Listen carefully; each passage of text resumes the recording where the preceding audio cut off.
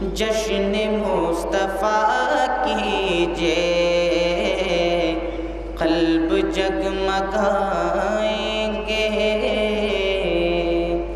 جشن مصطفیٰ کیجئے، قلب جگمگائیں گے۔ جشن مصطفیٰ کیجئے، قلب جگمگائیں گے، قلب جگمگائیں گے۔ نور والی میں گزارش کروں گا کنوینر مجلس بچاؤ تحریک محترم ڈاکٹر قائم خان صاحب سے کہ اس جشن مقدس سے خطاب فرمانے کی سعادت حاصل فرمائیں۔ ٹیبل پہ رکھ دو، ٹیبل پہ رکھو، ٹیبل پہ رکھو، ٹیبل پہ رکھو۔ یا رسول اللہ۔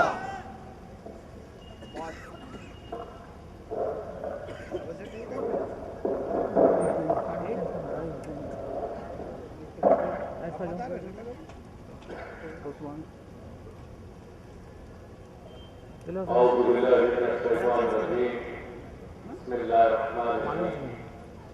الحمدللہ مالک الملک تؤتی الملک من تشاء وتنزع الملک ممن تشاء وتعز من تشاء وتذل من تشاء بيدك الخير انك على كل شيء قدير وتولج الليل بالنهار وتولج النهار بالليل وتخرج الحي من الميت وتخرج الميت من الحي وترزق من تشاء بغير حساب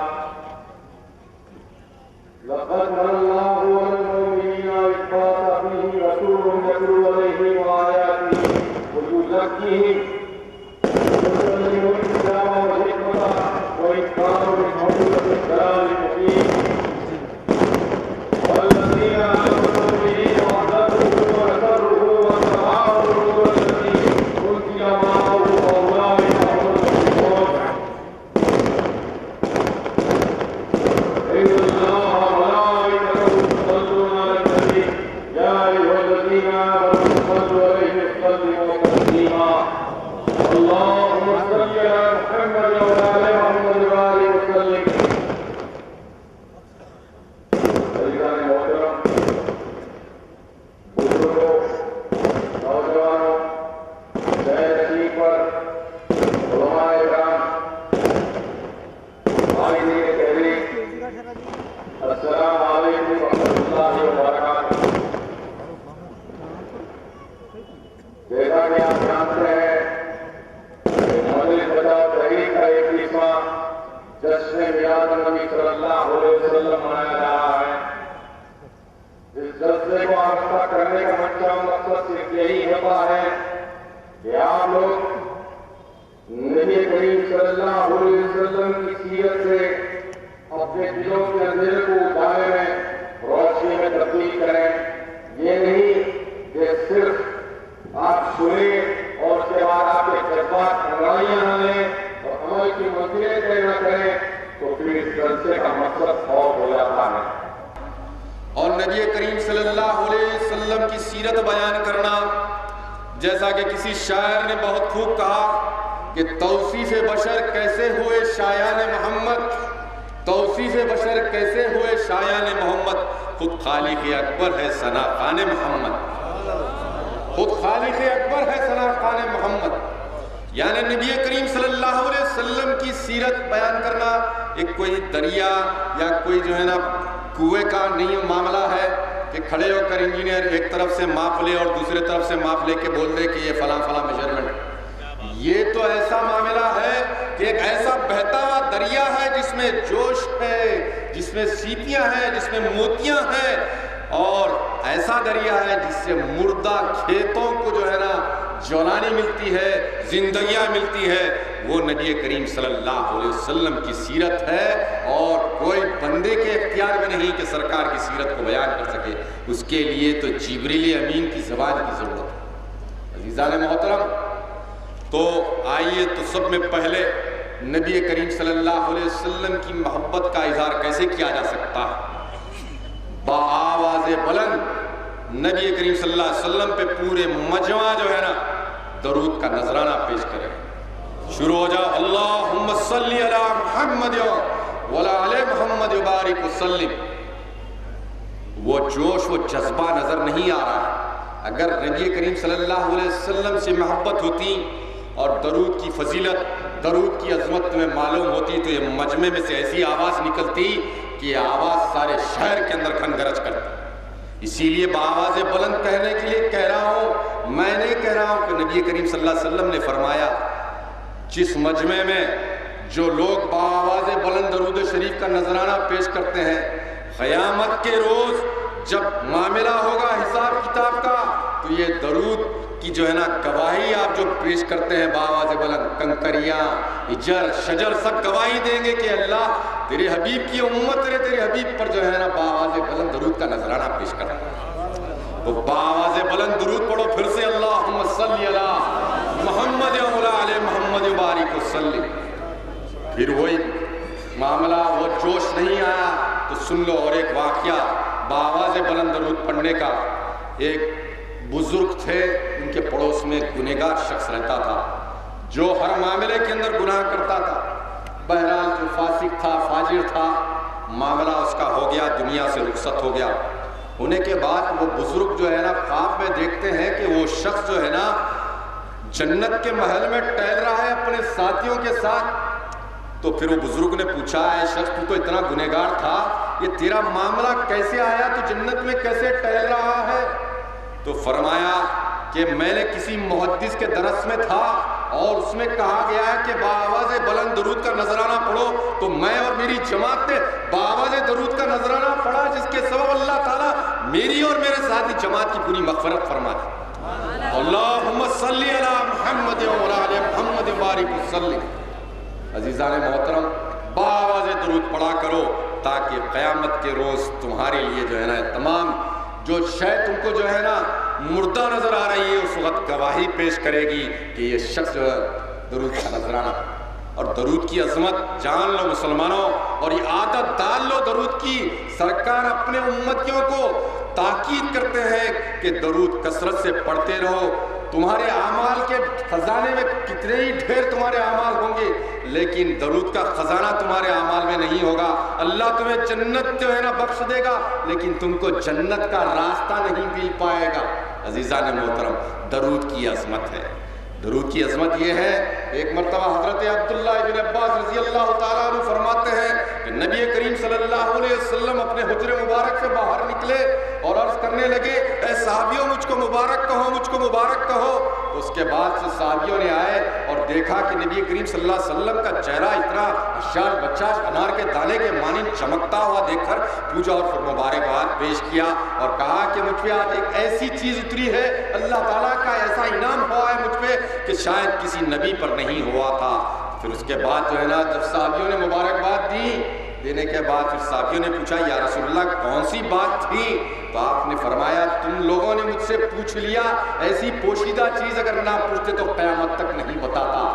تو وہ یہ تھی کہ جو ہے نا اللہ تعالیٰ دو فرشتوں کو متعین کرتا ہے، اور وہ دو فرشتے جب میرا نام آئے گا اور جو ہے نا لوگ جو ہے نا اپنی زبان سے درود کا نذرانہ پیش کریں گے تو دو فرشتے کہیں گے غفر اللہ لکا، یعنی اللہ تمہاری مغفرت کر دے۔ تو پروردگار عالم وہ فرشتوں کی درخواست کے اوپر آپ کی مغفرت کی جو ہے نا ٹھپا لگا دیتا۔ اور اگر اللہم صلی علی محمد وعلی محمد بارک وسلم، اگر آپ جو ہے زبان کو جنبش نہ دے، ہونٹ کو نہیں ہلائیں گے، تو وہ فرشتے کہیں گے لا غفر اللہ لکا، یعنی اللہ ان کی مغفرت نہ کرے۔ تو پروردگار عالم و فرشتوں کی درخواست کے اوپر تمہاری مغفرت نہیں کرنے کی جو ہے نا مہر لگا دے گا۔ تو اے مسلمانوں، کیا تم اللہ کی مغفرت کے طلبگار ہو یا مغفرت نہیں چاہتے ہو؟ اگر مغفرت چاہتے ہو تو درود کا نذرانہ کثرت سے سرکار کی حاضری میں پیش کرتے رہو، دل سے پیش کرتے رہو۔ ایک مرتبہ درود کی عظمت بتا رہا ہوں، حضرت موسیٰ بن عمران علیہ السلام جو کلیم اللہ تھے، اللہ سے کلام کیا کرتے تھے، تو اس وقت پروردگار عالم نے موسیٰ علیہ السلام سے کلام کرتے ہوئے پوچھا، اے موسیٰ تم کو ایسی چیز بتا دوں جو تمہاری گفتگو تمہاری زبان سے قریب ہو، جو روح تمہارے جسم سے جتنی قریب ہو، آواز تمہارے کانوں سے جتنی قریب ہوتی ہیں، اگر اتنا قریب ہونا چاہتے ہو تو مجھ سے تمہیں ایک چیز بتانا چاہتا ہوں۔ تو موسیٰ اچھل پڑے، اے پروردگار تو مجھ کو بتا دے تو اللہ نے فرمایا تم میرے حبیب احمد مصطفیٰ محمد مصطفیٰ صلی اللہ علیہ وسلم پر جو ہے نا باکثرت درود بھیجتے رہو تو تاکہ تم مجھ سے قریب رہو گے۔ اسی طریقے سے حضرت نبی کریم صلی اللہ علیہ وسلم نے فرمایا کہ دعا کے درمیان میں حجابات ہوتے ہیں، اور جب بھی اے امتیوں تو اپنے لیے دعا کیا کرو تو پہلے جو ہے نا 3 مرتبہ درود کا نذرانہ پیش کرو، اور دعا ختم کرنے کے بعد پھر 3 مرتبہ درود کا نذرانہ پیش کرو، کیونکہ اللہ کی یہ فطرت نہیں کہ پہلا اور آخری چیز کو جو قبول کر لے اور بیچ کی درخواست کو رد کر دے۔ اگر آپ اپنی دعاؤں کو قبولیت چاہتے ہو تو سرکار دو عالم صلی اللہ علیہ وسلم پر درود اول میں اور آخر میں بھیجتے رہو، تو آپ کی دعا کی درخواست اللہ تعالیٰ رد نہیں کرے گا حبیب کے واسطے سے۔ اسی طریقے سے عزیزان محترم کہ اللہ تعالیٰ نے درود کی یہ فضیلت جو ہے نا اپنے حبیب محمد مصطفیٰ صلی اللہ علیہ وسلم کے لیے جو ہے نا خاص طور پر مختص کیا ہے، اور اعلان کیا ہے سورہ احزاب کے اندر کہ میں بھی صلات بھیجتا ہوں، میرے فرشتے بھی ضرور صلات بھیجتے ہیں، اور اے مومنو تم بھی اپنے میرے حبیب پر درود کا سلام کا نذرانہ پیش کرتے رہو۔ تو درود کی عظمت کو جانو۔ اس سلسلے میں علماء کرام نے بہت کچھ لکھا ہے درود کے فضائل کے اوپر، تو بآواز بلند جو ہے نا درود کا نذرانہ سرکار کے اندر حاضری میں پیش کرتے رہو۔ تو آئیے آج کی جو موضوع ہے یہ بات تو ایسے ہی چھڑ گئی تھی کہ درود کی اہمیت آپ کے سامنے اجاگر ہو گئی، اور اپنی زندگی کے اندر جو ہے اٹھے بیٹھے درود کا نذرانہ پیش کرتے رہو۔ بہت فضائل ہے درود کے، میں اپنی بات کو مختصر کرتے ہوئے اور دوسری گفتگو کو آگے لے جانا چاہتا ہوں۔ عزیزان محترم، اسلام میں عالمگیریت کا پیغام دیا گیا، اسلام میں عالمگیریت کا پیغام دیا گیا ہے، اور نبی کریم صلی اللہ علیہ وسلم کی بعثت کا مقصد کیا ہے، نبی کریم صلی اللہ علیہ وسلم کا مشن کیا تھا، وہ بین الانسانی مشن کی داستان ہے آپ کی زندگی جو ہے۔ اور آپ کا مشن یہی تھا کہ جس کی مشل حضرت آدم علیہ السلام سے حضرت ابراہیم علیہ السلام، حضرت موسیٰ، حضرت عیسیٰ علیہ السلام، تمام انبیاء کرام نے اپنے دور میں روشن کرتے آئی۔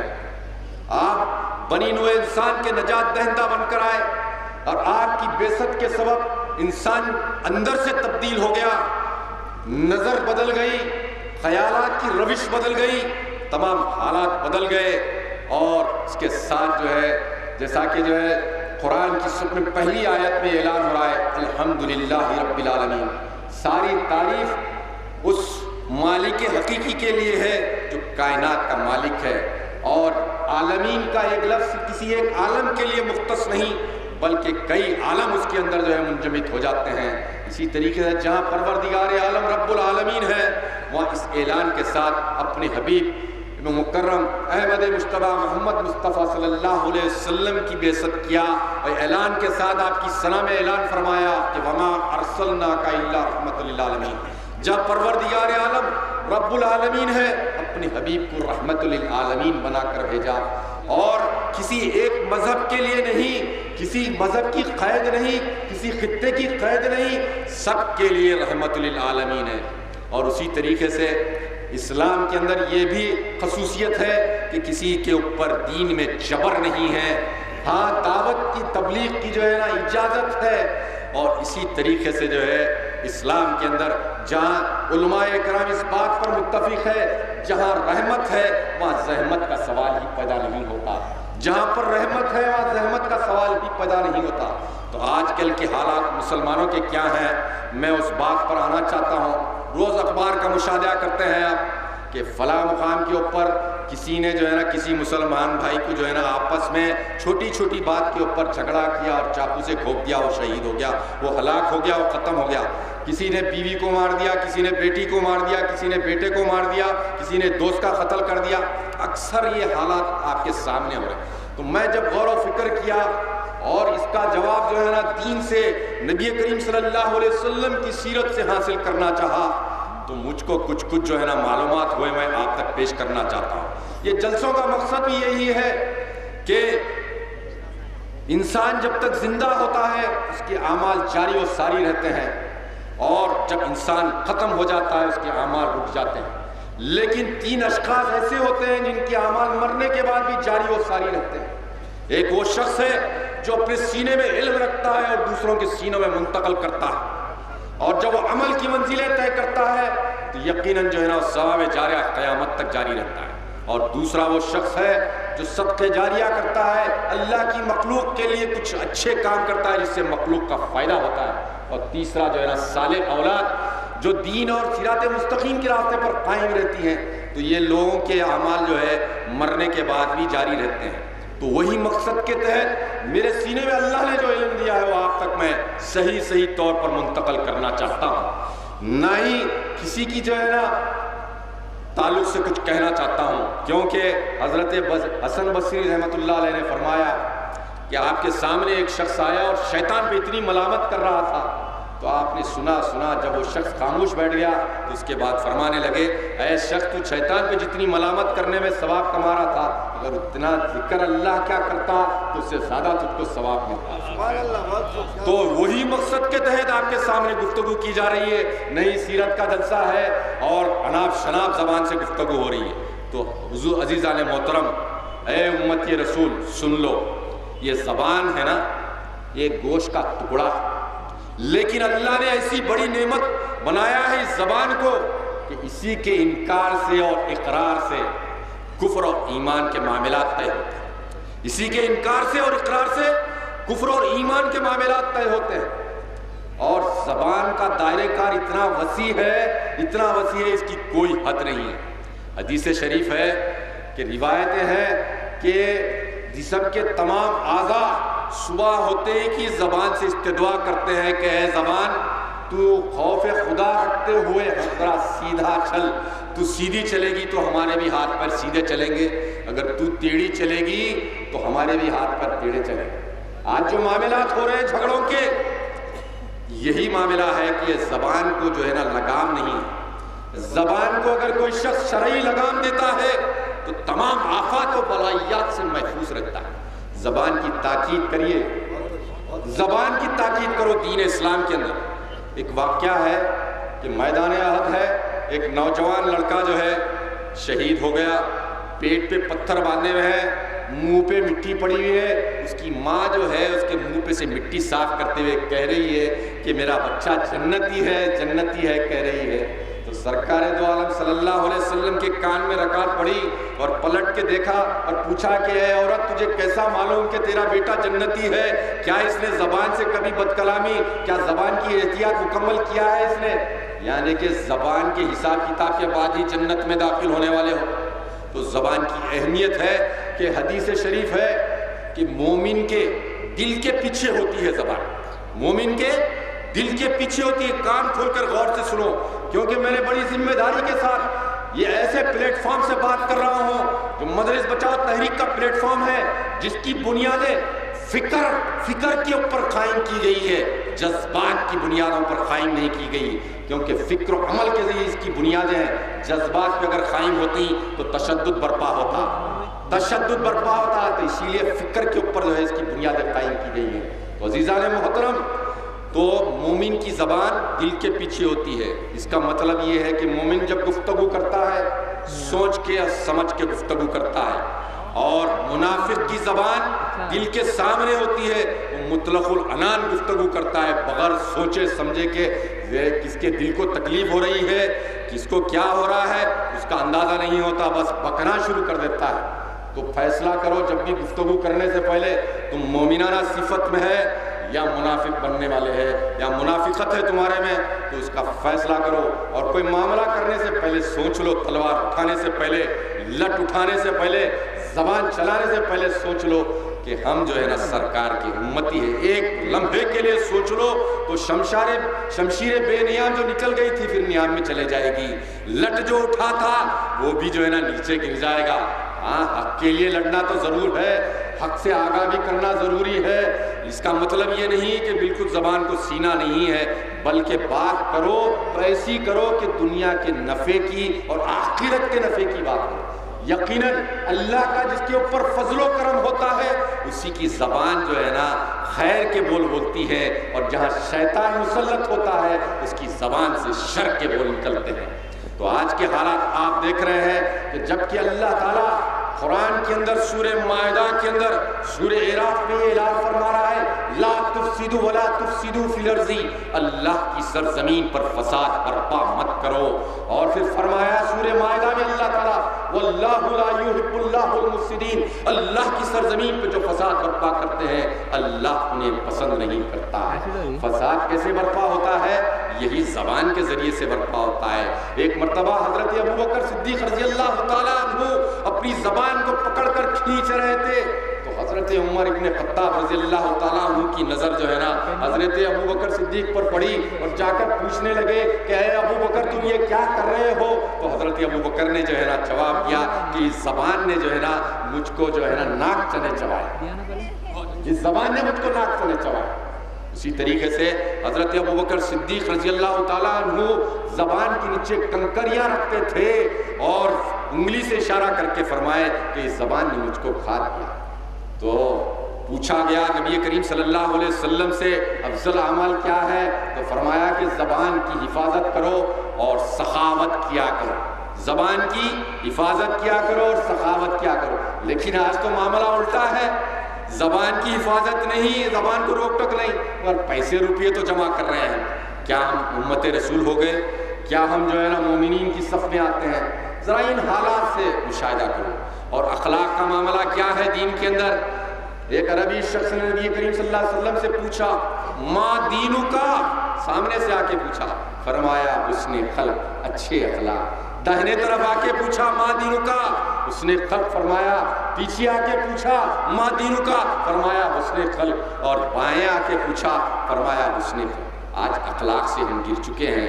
ہم جو ہے نا سیرت کے اوپر اگر چلیں نبی کریم صلی اللہ علیہ وسلم کی تو زبان کو بھی لگام لگا سکتے. اے مسلمانوں، اگر آفات و بلائیات سے محفوظ رہنا چاہتے ہو تو سرکار نے فرمایا زبان، شکم اور شرمگاہ کی حفاظت کرو، تم تمام بلائیات سے محفوظ.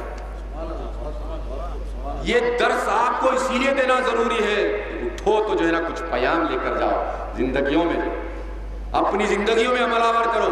اور اسی لیے کہا گیا کہ وَلَا تَمْشِي فِي الْأَرْضِ مَرْحًا، تم زمین پر اکڑ کر اترا کر مت چلا کرو. اکڑ کے چلنے سے جو ہے نا دیکھنے والا تمہارے سے متاثر ہوگا، سوسائٹی میں شر پیدا ہوگا. اس شر کو ختم کرنے کے لیے اللہ اعلان کر رہا ہے. اور تو اور مبلغین اسلام کو کہا گیا کہ دوسروں کے دین کے تعلق سے مت بولو. آج ایک قائد مخننہ جیل میں ہے. کسی لیے جیل میں ہے؟ علماء حق خاموش ہے اس معاملے کے اندر. مگر میں تو عالم تو نہیں ہوں، لیکن میرے جو معاملات ہے، معلومات ہے، وہ میں قوم تک پہنچانا چاہتا ہوں.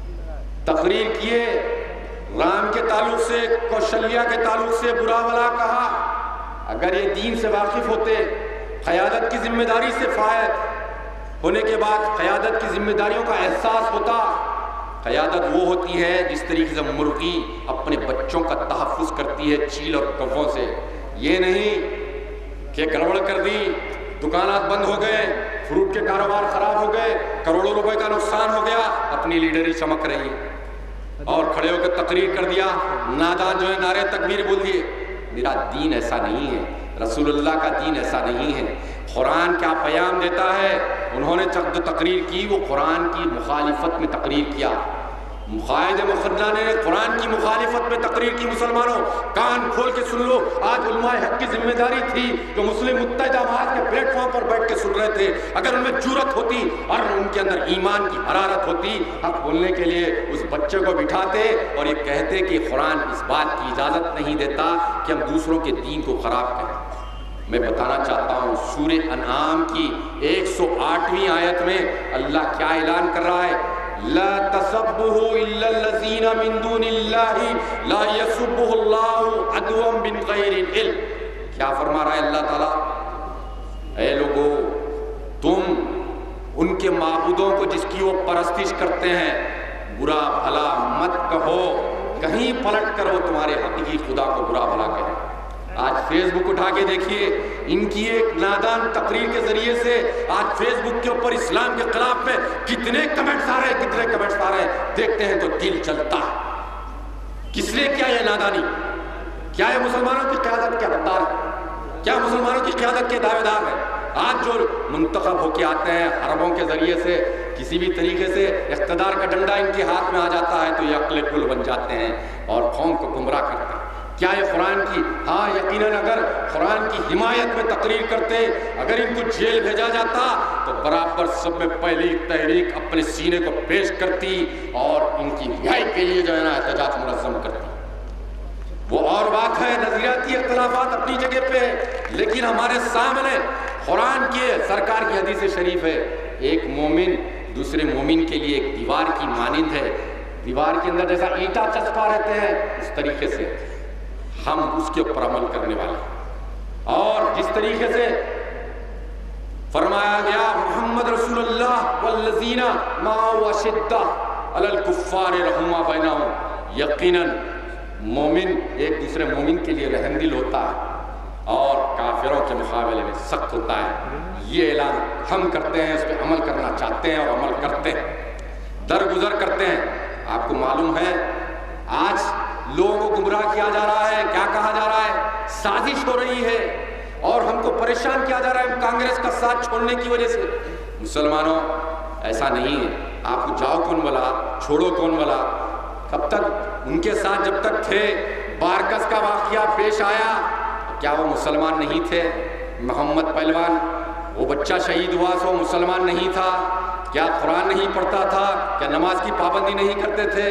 2 بچوں کو گولی لگی، وہ میری آنکھوں نے منظر دیکھا کہ جو ہے نا آپریشن ہوا یشودا ہاسپٹل میں، 3 دن بھی نہیں ہوا، ابھی ٹانکے کچے ہیں۔ ان کی جو ہے نا اقتدار کی وجہ سے جو ہے ان کے دباؤ کی وجہ سے پولیس اٹھا کے جیل میں منتقل کر دیا۔ اس وقت قوم ملت کو ظلم نظر نہیں آیا، کیوں تم نے آواز نہیں اٹھائی اس وقت؟ آج کچھ بھی نہیں، آج نخرے ہو رہے تو پیٹ سے ہاتھ نکل رہا، اس لیے کندھوں پہ آ گئے شیر جا کے۔ کیا بات ہے، تالی بجا لے گی نہیں؟ آپ اپنے شعور کو بیدار کرو کہ قوم کو کس طریقے سے گمراہ کیا جا رہا ہے۔ یہ جو ہے قرآن کے احکامات کی مخالفت کرنے پر، قرآن کے احکامات پہ عمل نہیں کرنے کی وجہ سے جو ہے آج سلاخوں کے پیچھے ہے، اور اسی طریقے سے جب تک ان کی توبہ قبول نہیں ہوگی سلاخوں کے پیچھے رہیں گے۔ عزیزان محترم، اور تو اور قوم کو کس طریقے سے گمراہ کیا جاتا ہے، کھڑے ہو کر تقریریں ہو رہی ہیں، سیرت کا جلسہ ہے، کیسے کیسے نام لیے جا رہے ہیں وہاں پر دیوانے شانے۔ جو ایک صدر مجلس کی ذمہ داری کیا ہوتی ہے اور ایک قائد کی ذمہ داری یہ ہوتی ہے اس کی زبان سے کیسے الفاظ نکلے، میں بتانا چاہتا ہوں۔ ارے محمد پہلوان، تیرے کو 150 روپے کی گولی سے نہیں ماروں گا، بلکہ تیرے کو 1 روپے کی دوا کے لیے، گولی کے لیے تیرے کو بھیک مانگنا پڑے گا۔ کس کی زبان سے نکل رہا ہے میرے بھائی؟ اسد الدین کی زبان نے یہ الفاظ نکالے، جلسوں کو خطاب کیا، اور ان کو ضمانت، جو لوگ واقعے میں نہیں تھے ان کو سازش کے ذریعے سے کیسوں میں بک کروایا، یہی کانگریس کے ذریعے سے۔ آج تمہارے پہ اللہ کایا پلٹ دیا تو آج بول رہے ہیں کہ جو ہے 80 لاکھ مسلمان ووٹ نہیں دینا، 80 لاکھ فلاں نہیں کرنا۔ یہ سازشیں سے کا شکار مت بنو مسلمانوں، جو اللہ کا حکم ہے اس کے اوپر چلنے کی کوشش کرو، کسی کی تائید یا کسی کی مخالفت، اندھی تقلید مت کیا کرو۔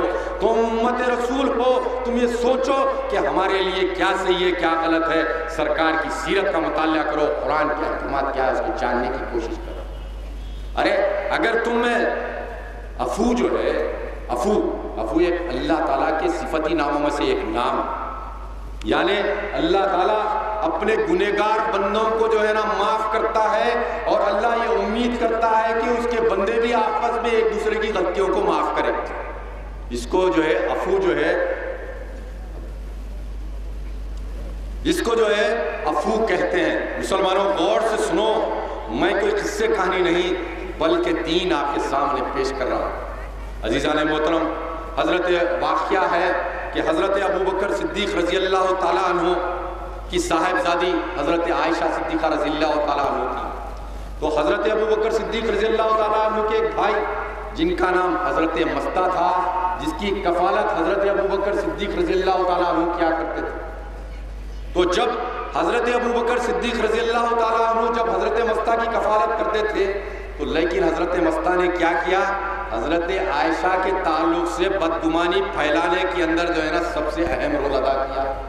جب حضرت عائشہ کے تعلق سے بدگمانی پھیلانے میں اہم رول ادا کیا تو حضرت ابوبکر صدیق رضی اللہ تعالیٰ عنہ کو معلوم ہے، یعنی ایک باپ کو جو ایک شخص کو جو ہے نا پال رہا پوس رہا، اور اس شخص جو ہے اس کی بیٹی کے تعلق سے اگر بدگمانی پھیلائے تو آپ لوگ کیا کرتا، کوئی باپ کیا کرتا بتاؤ؟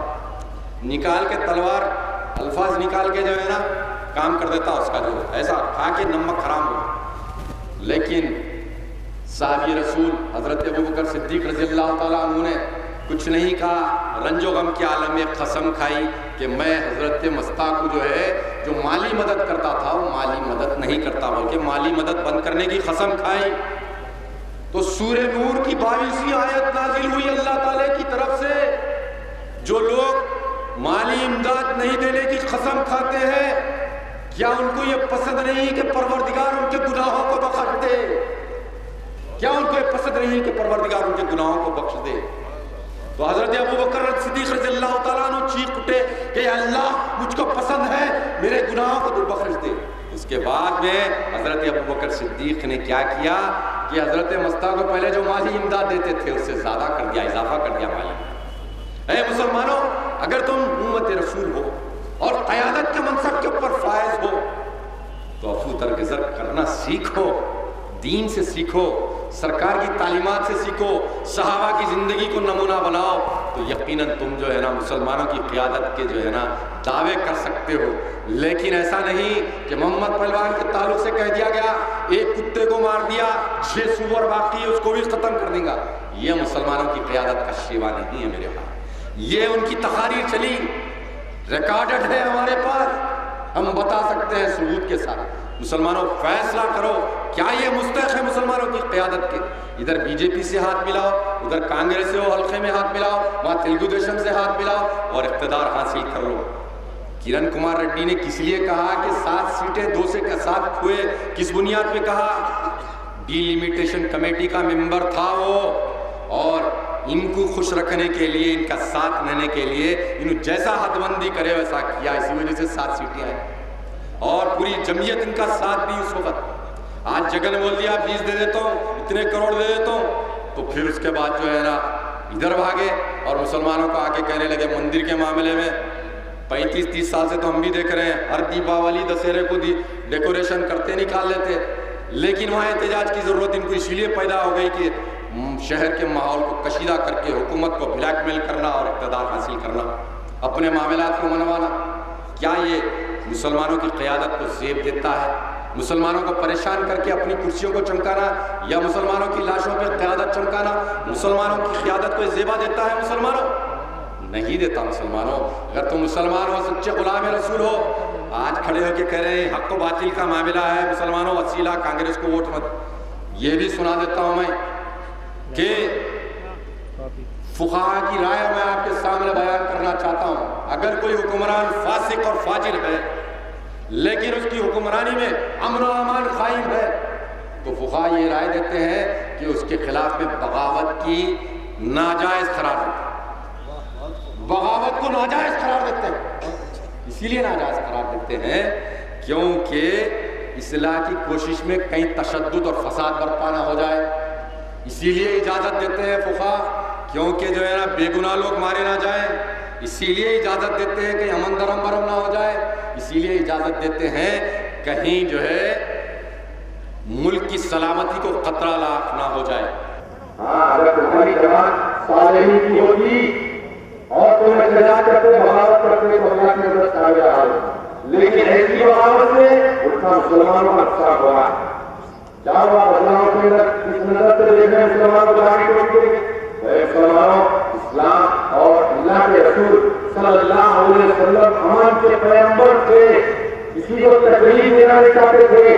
آج لوگ غلط فہمی کا شکار ہے، تحریک ان کو بتانا چاہتی ہے ہندو بھائیوں کو، اور اس ملک کے اندر ہندو اکثریت میں ہے، تم ہمارے بڑے بھائی ہیں اور ہم تمہارے چھوٹے بھائی کی طرح۔ اس طریقے سے جو ہے وہ معصوم اور بے گناہ مسلمانوں کو نفرت کی نظر سے نہ دیکھو۔ ایک آدمی غلطی کیا ہے اس کی سزا اس کو اللہ دے گا اور حکومت دینے کی اس کو بیان کرو، لیکن اس کے عوض میں دوسروں کو جو ہے نا پریشان مت کیا کرو۔ تو فقہاء کی رائے بھی آپ کے سامنے آ چکی۔ اسی طریقے سے یہ لوگوں کی سیاست اور یہ لوگ جو اسی کی مخالفت میں کام کر رہے ہیں. اگر یہ رحمتی ہوتے آیت کے اوپر عمل کرتے. قرآن کے اندر فرمایا جا رہا ہے وہی تاریخ بتانے میں مومنین یعنی مسلمان کے کوئی گروہ کے اندر جب جھگڑا ہوتا ہے تو آپس میں صلح کرا. آپس میں صلح کرا. جب صلح کے لیے کوئی گروہ تیار نہیں ہوتا ہے تو سب مل کے اس کے خلاف میں لڑو اور وقت تک لڑو جب کہ خدا کے احکامات کی طرف واقف نہ ہو جائے, الحمدللہ کی طرف واقف نہ ہو جائے, اس وقت تک اس کا مقابلہ کرو.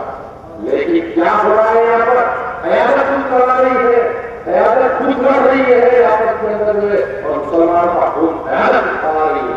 ایسی قیادت انشاءاللہ جو ہے اللہ نے کہا تو آنے والے انتخابات میں سیپر میں آ جائیں گے. جہاں 20 تک میرا ٹارگیٹ تم سمجھے ہوئے وہاں تم سیپر پہ آ جائیں گے اور تحریک کو امیدوار اللہ تعالیٰ ایوان میں اسی معاہدے کی لیے اس طرف فرمائے گا. اللہ ایسے اخلاق بنائے گا. تعلیم نہیں کی شان کے اندر جو ہے نا نعرہ تکبیر, نعرہ تکبیر, نعرہ تکبیر سرکار کے حضور کے اندر ایسی آواز بلند کر آپ کریں. اللہم صلی اللہم صلی علی محمد وعلی محمد وبارک وسلم. اور جناب محترم علماء کرام موجود ہیں, ان کے بھی خطابات سننا ہے. تحریک انقلاب کی اس میں آپ کے سامنے حالات کے اوپر بتایا. خدا کا جو ہے غصہ آتا ہے تو لمحہ کے لیے سوچ لو کہ جو میرا حق محمد رسول ہے, ہم مومنین ہے, تلوار اٹھانے سے پہلے, اٹھانے سے پہلے. اور سرکار نے فرمایا بیٹا بحث مت کیا کرو, بحث کرنے سے جاہلی عالم بھی جاہل ہو جاتا ہے اور شیطان موقع کا متلاشی ہوتا ہے اور تم کو جو ہے نا گمراہ کر دیتا ہے. تو خدا آپس میں بحث ہوتی ہے تو وقتی طور پہ چلے جاؤ, سنجیدگی سے سوچو تو تیرے قتل و غارت کے واقعات انوار میں نہیں سکیں گے, گھروں میں ماتما نہیں ہوں گے, اور اسی طریقے سے صحیح طریقے سے جو ہے ہم زندگی بسر کر سکتے ہیں. میری دعا ہے کہ پروردگار عالم ہم کو نبی کریم صلی اللہ علیہ وسلم ہمارے دل میں سچی محبت ڈال اور نبی کریم صلی اللہ علیہ وسلم کے بتائے راستے پر چلنے کی ہمیں ہمت, ضرورت, عطا فرما.